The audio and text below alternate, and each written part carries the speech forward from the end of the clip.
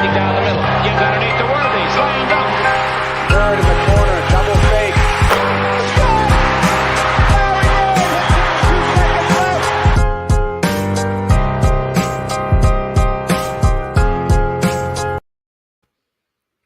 What's going on, guys? Welcome to another episode of Dime Dropper for 2022 NBA Finals post-game recaps. Before we get started, please make sure to subscribe on YouTube at Dime Dropper Podcast, follow us on Apple Podcasts, and of course, to follow us on all social media platforms at Twitter, Instagram, Facebook, and TikTok at Dime Dropper Pod. So for tonight's episode, self-explanatory, you already know. Getting right into it. Only one game series left, the finals. Game 2 tonight from the Bay, Chase Center, and the Warriors needed to win. You already knew the deal. It was a must-win game, as it always is when you're down 1-0 as the home team. And obviously, I was very critical of certain guys in the Warriors, mainly Draymond Green, who tonight was Draymond Green, not the podcaster, which I will say, though, before I get going, he actually did make a podcast after game 1, which shocked me. I couldn't believe it. And he was saying how Derek, obviously his analysis is good. Draymond's great in terms of, he's just such a smart player and he's good at what he does. He definitely has a future in talking about the game, especially when he retires. But he was talking about how Derek White was making some really tough threes and we're going to live with that and that kind of stuff. And you know what? He's not lying. He's really not lying, but it's hilarious hearing that from a player on the opposing side. And it's like a different form of shit talking in its own way. And then, but yeah, that's all I have to say about that. As for the game, let's get right into it. The Celtics were playing with house money to start the game. It was very even. The entire first half was even. I'm not going to front. I was driving to my grandma's house. So I missed the first 5 minutes of the game.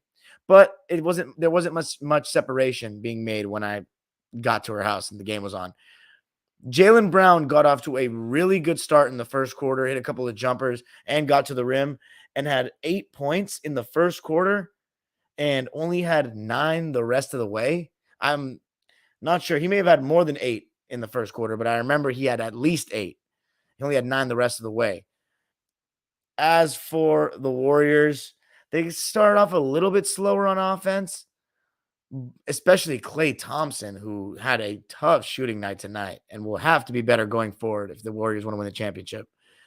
But Draymond, he didn't get put in as many positions to kind of play in space or in the same positions that he was put in the last game where he was classic, top of the key, wide open. What's he going to do with it? Get the ball at the end of the shot clock. But he was a little bit more decisive tonight. And overall, the Warriors, in the first quarter was pretty dead even, 31-30 in favor of Golden State. One thing was the Celtics got in foul trouble. I saw a lot of people tweeting about the refs being harsh to the Celtics. Tatum and Jaylen Brown had 2 fouls each in the first quarter, and Marcus Smart had 2 fouls. And he ended up having 4 fouls in the game, was in foul trouble, and never got to really get going. He had 1 layup in the first minute of the game, and he did not score again. And it's crazy because something I never say is that Marcus Smart was quiet. But tonight he was legitimately quiet. Only 25 minutes played, 1 for 6, 2 points, and 5 assists. Maybe the most quiet I've ever seen Marcus Smart in a game. But second quarter, defense was really good on both sides. 21-20 in favor of the Warriors. So it was 52-50 at half. Defense on both sides, really good. Grown man basketball. They were letting shit go. Warriors switching a lot.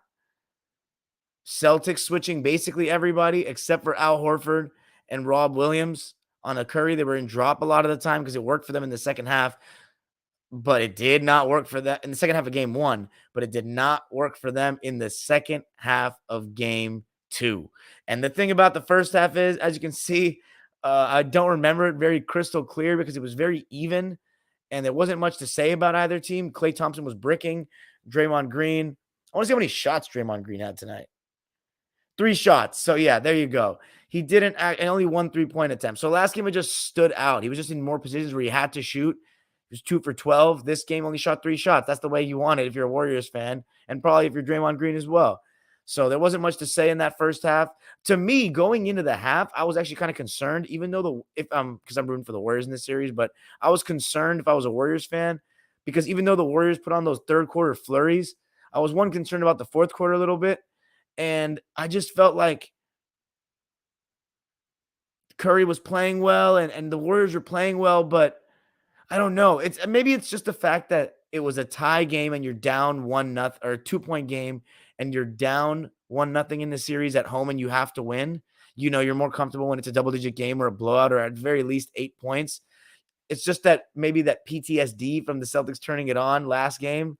But I was wrong. I was definitely wrong to be concerned because the third quarter Warriors would trump everything that I just said. It was a barrage of grand proportions. It was kind of like the fourth quarter for the Celtics in the last game, but in a different way. The majority of the run was really the last 4 minutes of the quarter. But you can just see the intensity of the Warriors defensively. That's really where it started for me. And you saw a little bit of zone that they threw out throughout the game, a little matchup zone, a little 3-2 action. But for the most part, in that third quarter, straight man-to-man, guarding. And Steph, all the way from Steph Curry to Kevon Looney, they were guarding. Let's talk about Steph Curry first.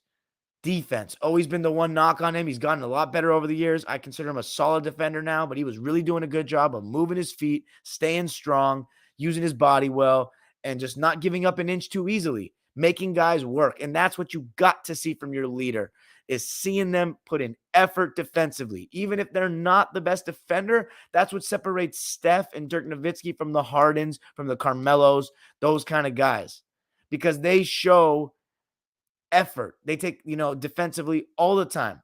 All the time. It's not just here and there. It's all the time. Steph was great tonight. Klay Thompson tightened up the defense in the second half. Did not shoot well, but he did hit a 3, which put the Warriors up 7, got the Celtics to call timeout early in that third quarter, and you could feel the momentum shifting. When Klay hit that 3, you just felt a sense of relief.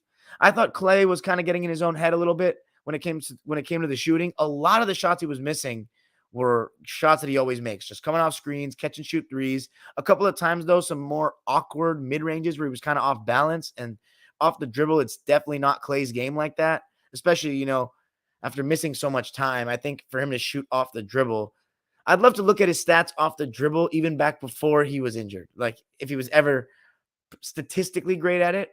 But he definitely was a little better than this. It's going to take time to get that. He obviously doesn't elevate and get the same separation that he used to, but he never always got the craziest separation.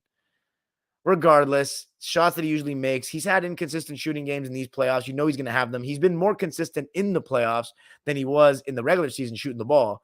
So I think he's due for a big game in this series to me shooting the ball. I really do think he is. But at least he's going to put an effort defensively. Even though he has lost a step on that end, he's going to put in that effort. Andrew Wiggins.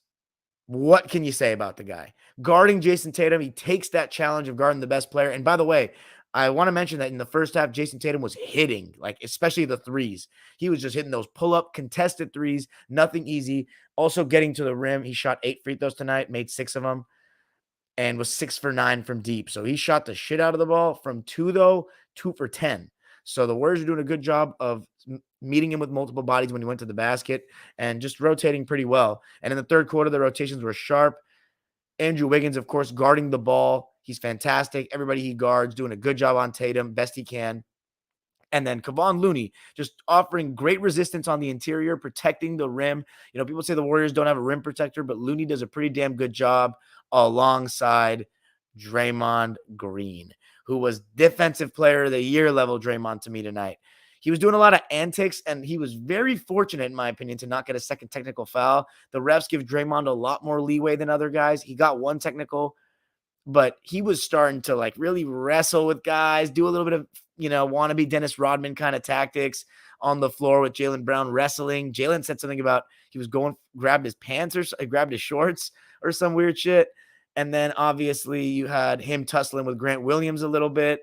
But I think overall, Draymond wanted to muck up the game and just kind of make the Celtics annoyed. And I think he accomplished his goal. I think Draymond, for the most part, did muck up the game and did accomplish his goal and was a great presence for that Warriors defense. He was switched on to Jaylen Brown a couple times and staying in front of him, doing a really good job. And one thing Draymond's always been really good at is not going for pump fakes. He does a great job of staying on his feet, getting the hand up, sticking his chest out, cutting the airspace away or closing the airspace. And tonight he did all those little things. And I just thought he was really solid, setting good screens, some illegal, especially one that Steph hit in the third quarter, got Steph an open look in the third, where it was a big momentum shot as well. But 7 assists, 5 rebounds, 9 points for Draymond, a steal and a block, and only 1 turnover on 2 for 3 shooting. And that doesn't even show the defense that he played. You got to love it if you're a Warriors fan. It was a great response to that terrible game 1. But Steph Curry, offensively, the Celtics were playing drop coverage. And the thing about drop coverage is, with Steph, the way they were playing it in the first game, they were dropping only when Tatum and Jalen's and Smarts were fighting over those screens with Steph because they have length, so they can kind of make up that ground and get back around him and affect his periphery.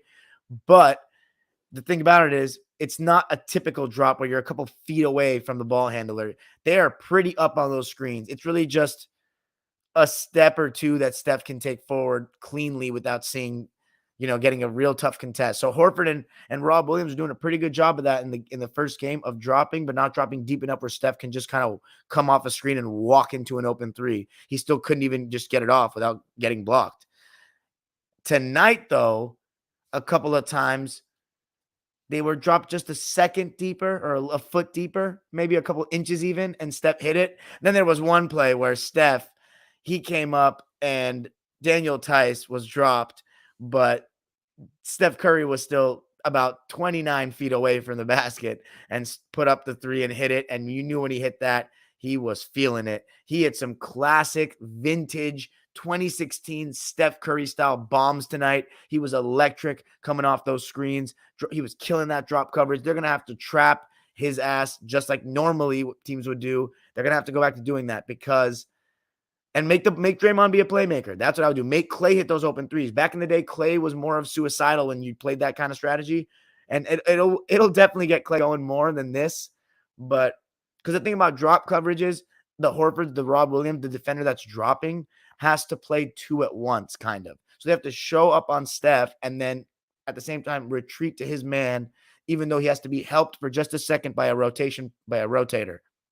Whereas when you're hedging or you're blitzing, you are really going up and committing to Steph, making sure he does not have any downhill momentum or coming off a screen with an open shot. But someone really has to take your man for a second. It's going to take you a second to get back there because you have to wait for your guy to get back. So it's a little bit different. But they're going to have to adjust because Steph was burning that shit. Although that 3 may not go in the same way in Boston. But what am I saying? It is Steph Curry. Third quarter was insane, and it was taken to another level. And by the way, as for the Celtics side of things, yes, they weren't getting many calls. There was one time where I was getting kind of pissed off because the Warriors were switching basically everything in the third quarter, and Steph Curry was even guarding guys like Al Horford. And I remember Al Horford was getting his jersey grabbed by Draymond in the post one time, or I think it may have been Gary Payton in the post. And they didn't call anything, and I remember they were pissed about it. Celtics got a couple technicals tonight, and then I don't think they went back to it because if I'm them, it's like, if I'm the Celtics, it's like if I'm going to Al Horford in the post against a mismatch and he's not going to get any call, but then on the other side, they're going to call perimeter fouls. Even though tonight the refs were pretty good, they weren't calling that much shit. It's like it discourages people from going in the post. They're going inside like that. So I hope they don't continue that bullshit because the Celtics do have a disadvantage if the Warriors switch everything like that, because there's no reason why Al Horford should be able to guard Steph Curry should be able to guard Al Horford without fouling. You know what I'm saying? Because Al Horford can post up, and he's a big guy. There was one time where Steph did switch on Al Horford, and Otto Porter did a great job of double teaming him, and Horford got flustered and was impatient and just tried to make a pass under to Grant Williams because he noticed he got a double, and Steph did a really good job of just switching and jumping that passing lane and intercepting that pass to Grant Williams under the basket. And someone else, if we're going to talk about defense and subs, because I'm going to get to Jordan Poole now, who was the reason why the Warriors were able to push that lead at the end of the third quarter to a point where you knew the Celtics weren't going to come back. It was 68-62 with like 3.5 to go in the third. And by the end of the third quarter, it was not close. 35 to 14 was the final score in terms of the third quarter, obviously in favor of the Warriors, which meant that they led 87 to 64 after 3. So a 16-2 run at the end. And one of the big bright spots for the Warriors tonight, having Gary Payton Jr. back in the lineup. You know what he does in the defensive end. The crowd was energized by it. The energy he gives and brings. And he did a great job on Jaylen Brown as the game went on. And just holding his own on whoever he was guarding. Jaylen Brown was 5 for 17 in the game in the end. 17 points, 6 rebounds, and 3 assists. Gary Payton Jr. ended up playing 25 minutes, had 7 points. He was plus 15, 3 rebounds, 3 assists, 3 for 3 from the field. Just amazing. And he hit his only 3-point attempt. So he was great. But Jordan Poole, in that last stretch of that third quarter, I remember that he got to the basket, got by Derek White, and had a nice pass, beautiful, around the body of Tice on a bounce pass, which is not an easy pass to throw, I can tell you. And I've never thrown it around a 6'8" guy, I can tell you that. But even around normal people, throwing those passes around guys are, I mean, I think it's easy for me, but shit's not easy. Let's put it that way. I give myself credit when it comes to passing. That's the one basketball skill I'll brag about, passing. But, I mean, this channel's called Dime Dropper for a reason, guys. But anyway,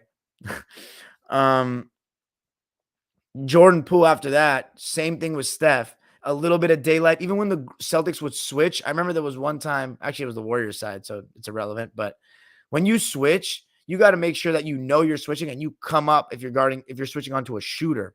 Because if you lag 1 second on that switch and you give him 2 feet of space or even a foot of space, Jordan Poole, Steph Curry's, they're going to burn you. And Jordan Poole started doing that. And then obviously the half-court shot or near half-court shot off the bounce at the end. A straight shot. He didn't heave it to me. He pulled back. It was like a move in and out into a pullback 3-ball. And he drained it. And you just kind of knew it was going in from the way he left his fingers. And after that, Steph Curry didn't even have to come back in the game. That was it. Draymond played a little bit. Clay played a little bit. Clay got a couple of free throws, I remember. And I remember that I thought that was just Kerr trying to get him to 30 minutes because he wasn't getting going and maybe getting him some confidence shooting the ball going into the next game. But I don't think Clay lacks any confidence. He'll just shoot the shit out of the ball no matter what. But overall, the Warriors cruised. After that, the Celtics just could not get anything going in the third. They returned the ball over. The Celtics were killing them the Warriors were killing them in transition. Momentum shifted. It happens. And you know what? It's not a big deal because the Celtics are playing with house money. The main difference, the role players tonight for Boston, it just wasn't the same. And you got to credit the Warrior defense, but also it's just like role players play better at home. And that's what surprised me the most in game one was that the role players for the Celtics made their threes in their first finals game from all of their careers. So that was a shocking thing to me. Let's go to the stats now. The fourth quarter didn't matter. The final score was 107-88. The Warriors.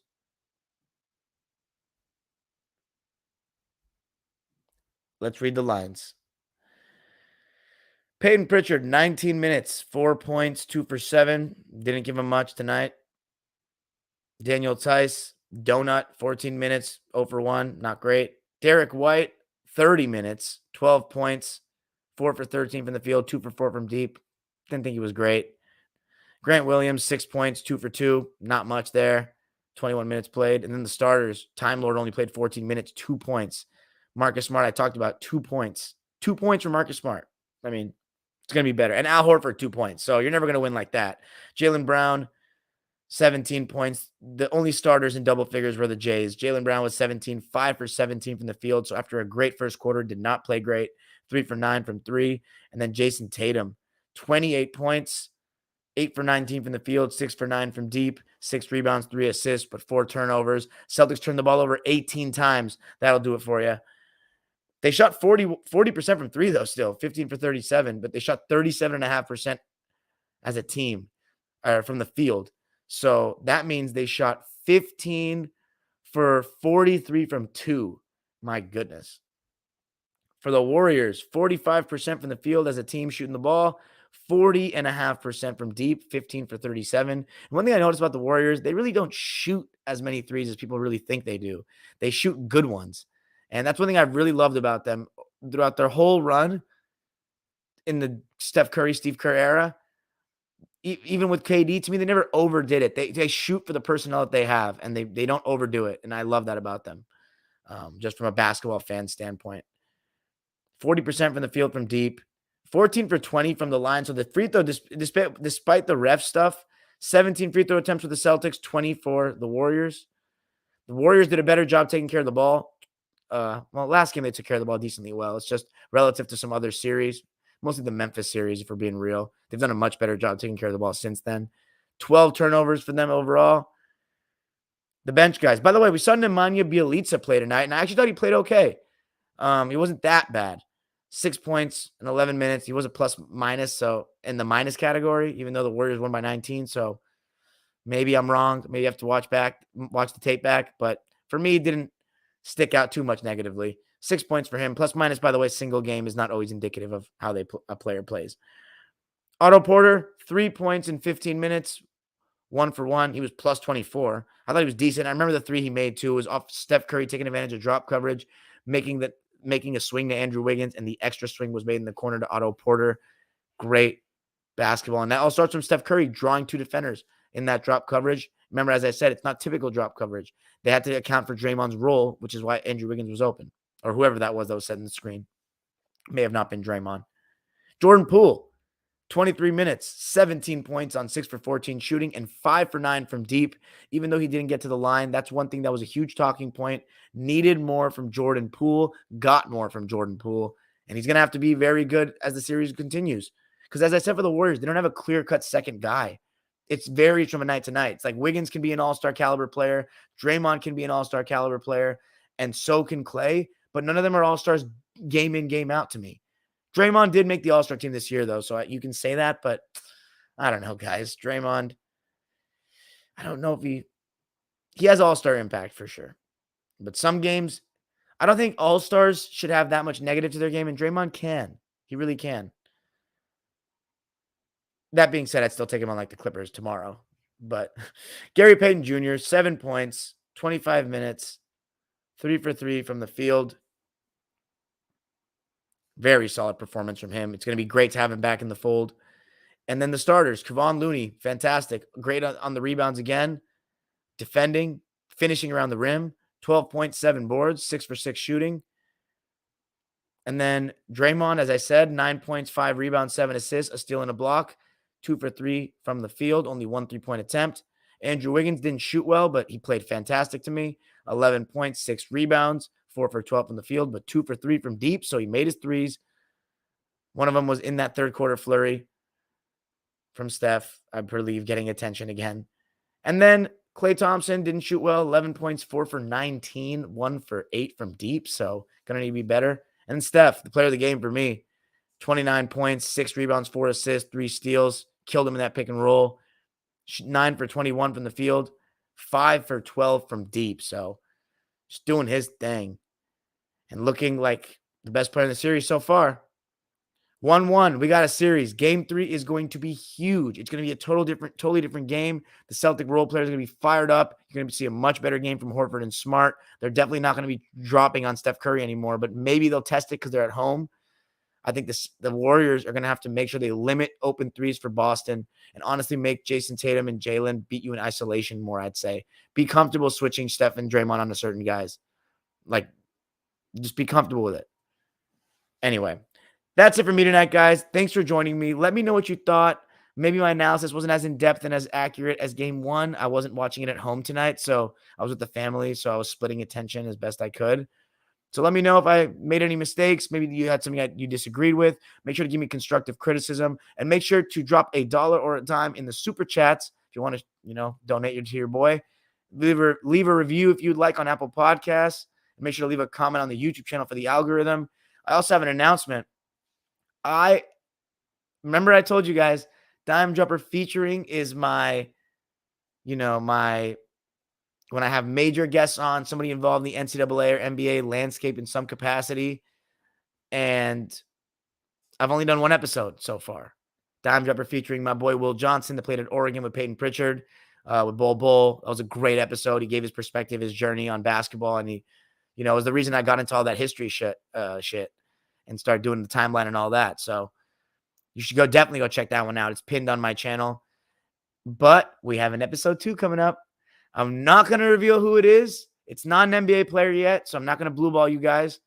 But it's somebody that's been in the scope of representing a very major NBA figure recently, and it's gonna be exciting. I'm excited to reveal it. It's gonna come out this week. So Dime Dropper featuring episode 2. Make sure to spam it, retweet it, and get excited for it. Peace out, y'all. Have a great night. Now to the live subscribers waiting oh so patiently in the chat. What's up, y'all? Yes, sir. Not that many people tonight, I see. 10? Okay, at least we're in double-digit category. It's Sunday night. It's never Sunday night is not that great for business usually. Let's see what we got. Howdy, Dime. What's up, Cameron? B-Ball Fever is back. Says, howdy, Cam. Cameron says, watching the game with Mom on Bozor. Nice. Yes, sir. You already know. Quinn Snyder news. Oh, yeah, he's stepping down. I mean, if I were him, I'd get out of that Utah trash scum area as well. So, congratulations to Quinn Snyder for ridding himself of the worst franchise in the NBA that has a statue of a guy that supported people storming the Capitol outside their stadium and then a pedophile that impregnated a 13-year-old. So, congratulations to Quinn Snyder for getting the fuck out of Utah. Cameron Aselli says B-Ball Fever is sus. Where's your boy Clips fan? Yeah, that's his butt buddy so far. Who's that? This fool thinks he's slick. Young PS Vitanim says, I don't want to speak too much on this game because I felt like the emotions of the arena probably tainted my perception of the game, but it was an amazing experience in game. Oh, it's my boy Hoops History. My guy. Comment on how the game was, man. We want to hear about your experience. That's awesome that you got to go to a finals game. I'm jealous. How was Chase, man? You were in the upper deck where the seats felt high because Staples Center, that's one thing. It's the highest stadium that I've been to. I wonder because Chase Center is very new. It's probably corporate as fuck as well. I wonder how much the difference is between lower bowl and upper, because Staples Center is like so drastic. It feels like a different stadium sometimes. Damn, dude, I actually look pretty good right now. I'm not gonna lie. Cameron Naselli says Warriors with the third quarter beatdown. JB started off hot but went ice cold. B-Ball Fever said Horford was awful. Cameron Naselli says Tatum was way more efficient than game 1, but didn't have the same impact. Yes, you are right about that. It's also because the guys didn't make shots. Cameron Naselli says C's got to win both at home. Yes, sir. But you think they're screwed if they lose one in Boston? B-Ball Fever says feels like it's Golden State in 6. Tamara Dillingham says, hell no, you don't have to love podcast. What podcast are you referencing? Which one are you? Oh, the podcaster? You talking about the podcaster? That pool half court shot was cool.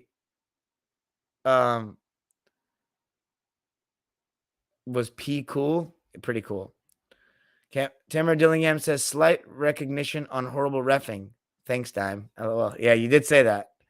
You did say that on Twitter. There's nothing Celtics fans love more though than complaining about officials. There's like that's one thing they'll top Laker fans or any fan base. They love talking about that. It's all the refs' fault that they lose, which is ironic coming from Celtics fans and from Boston fans in general, considering the generous stuff that's been given to them over the years in various sports. Wink, wink, Patriots. I love fucking with my Boston boys, man. Dime, do you think Warriors have a top 3 worst fan base? Okay, so what does that mean, right? What does worst fan base mean? What's our definition of what's a bad fan base? I will say this, though. I made some tweets tonight referencing Warrior fans and Kevin Durant, but maybe it's just that I just need to realize that there are Steph fans disguised as Warriors fans on Twitter, and they just want to push the narrative through the dirt that I already support, guys, by the way, that Steph is better than KD all the time, that it's Steph's empire, that KD benefited off of Steph's off-ball abilities and the attention that he gets, his gravity and all this stuff, and that KD needed the Warriors more than vice versa, and that KD made a sellout move. I completely agree. But if I were a Warriors fan, I'd love KD because he came to my team and made them in conversations with the greatest team ever. He gave us 2 rings. He will always be a great Warrior. Those banners are forever. But I'm looking at it from a Clippers fan perspective that's literally thirsty as fuck for a championship. So, but they haven't won so much before. Like the Warriors were poverty, bruh. Like that's what I don't understand. Because I'm from like LA, and Laker fans like give all their legends that are stars that won rings love. Like even when Shaq left and that was controversial, people did not hate Shaq. Like people did not roast him so much. Like this is insane. It's just like they feel like they got to put the narrative through the dirt that, KD, this. It feels like they don't like him, which is so ridiculous to me. Like, I don't know. I know he liked a tweet that kind of disrespected Steph and all this, and he feels the need to defend himself, but like, who cares? Like the championships are forever, man. It's all about the chips. It's all about the memories that he gave to fans. I think people are entitled, man. Spoiled children. Spoiled children to me. He didn't have to come to Golden State, by the way. And he chose to come to your organization that you're a fan of. I don't know. Cameron Aselli says, also, how do you feel about Wales? Ooh, thank you for asking this question. So that was huge, right? So now we got two. I'm very happy for Gareth Bale and all them. And Wales is awesome. One of my good friends. Shout out to my boy Sammy G over in, I'm not sure if he's living in England right now, if he's living in Wales, but he's from Cardiff. But let me think. So this is the thing about that. I'm really happy for Gareth Bale in Wales, and I'm happy for my boy Sammy G that lives in Cardiff. But now we have two UK teams in the group, and then my countries, USA and Iran. So I think our USA and Iran's chances of potentially beating Wales or getting a point are good. But if I'm Wales, if I'm a Welsh fan, I'm thinking, oh, we got to get out of this group. Like we're not only do we have a great, not only are we in the World Cup, we are playing Iran and USA.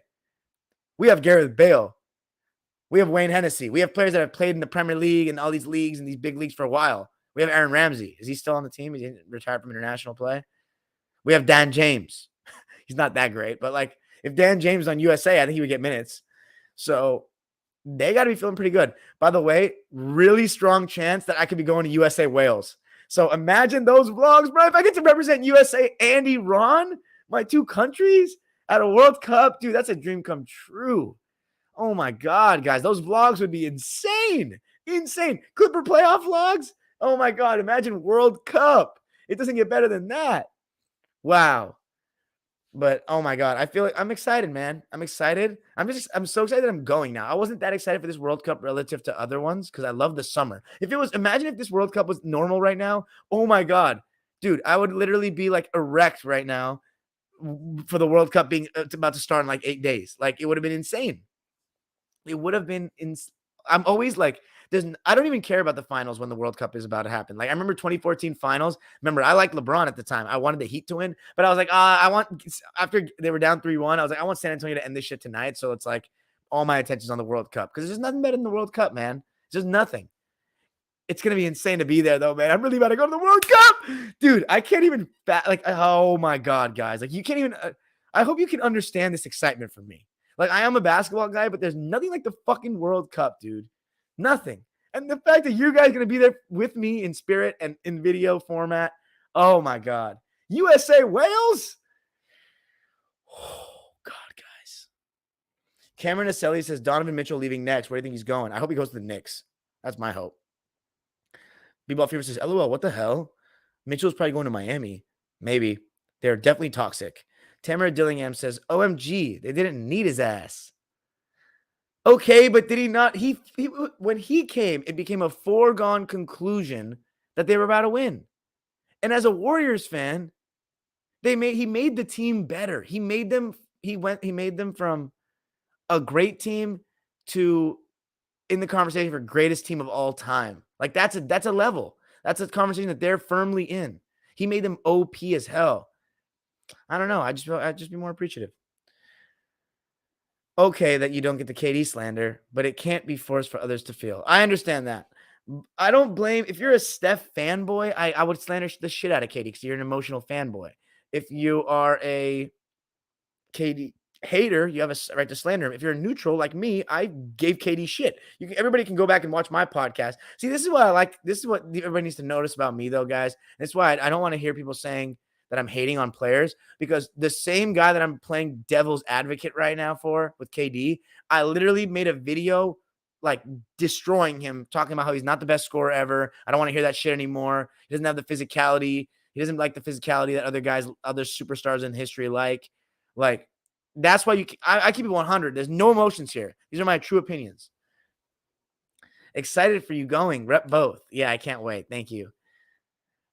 Ty Baller says, it's honestly starting to feel like Curry's sexuals are starting to do what Braun Stans did with Cleveland.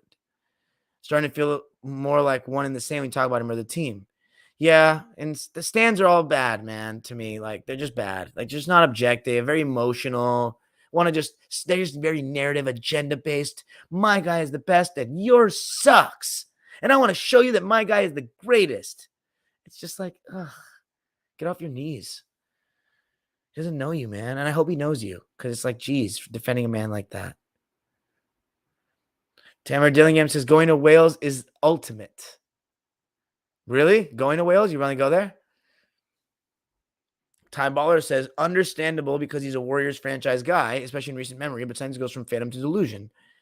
Yeah, it just goes from fandom to defense attorney to me. It's like, dude, you want to be their lawyer? Like, it's very admirable. He doesn't know you exist. Like, calm down a little bit. Ty Baller says, I can definitely agree with Stans being bad in general. CZ Vision says, I hope he goes to Miami. Tamara Dillingham says, LOL. Any last comments, gentlemen and ladies? Ladies in the chat. You gotta love that. It's a cute picture, by the way.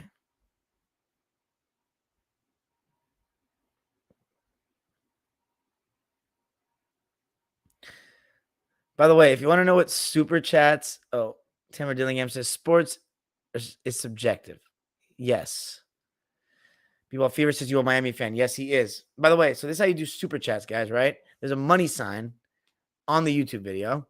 Oh my God. The freaking bots are back. Need some mods. So this is how you do the super chats. There's a money sign on my video and you click on it, and I'm pretty sure there's an option to pay. I don't know how to do it because I've never super chatted anybody, but people have figured it out with me. So that's how it is. Anyway, guys, I think that's it for me. Y'all got anything else? It's midnight.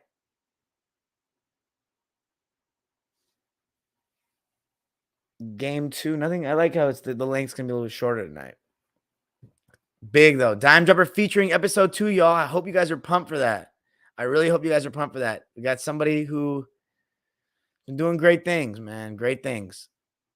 And there's going to be more coming this summer. Kevin Francisco says, Dime Dropper, what do you think the Warriors would have around the same season Mark Jackson was there? No, I don't. Steve Kerr's fantastic. Don't take him for granted. Ty Baller says, bots putting up Wilt numbers on the streams. Nah, we snuffed him out right quick. Talk to you soon. Wink. Good night, everybody.